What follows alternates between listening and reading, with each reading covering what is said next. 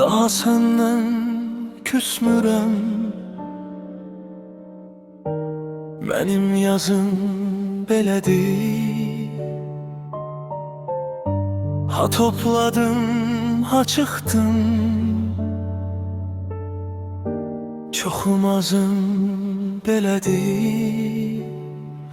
Çox qış gördüm, çox saza, haqq qışqıran, çox nahaq.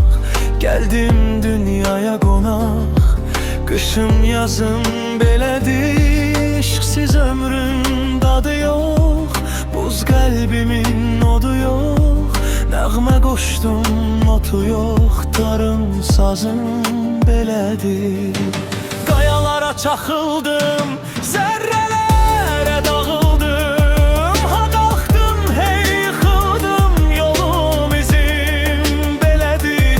Sən gələndə ağlıma, həsrət düşdü bağrıma.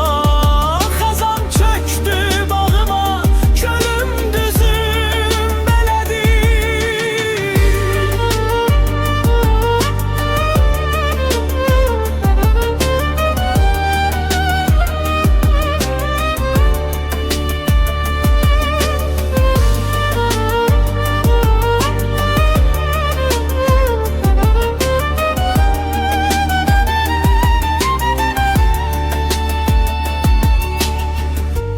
Daha səndən küsmürəm,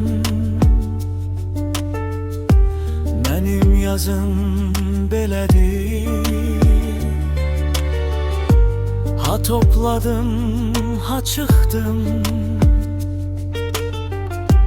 çoxum azım belədir. Çox qış gördüm, çox saza, haqq qışqıran, çox nahaq. Geldim dünyaya qonaq, qışım yazım belədir.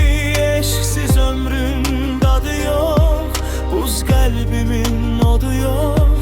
Nəğmə qaşdım, notu yox, tarım sazım belədir. Qayalara çaxıldım,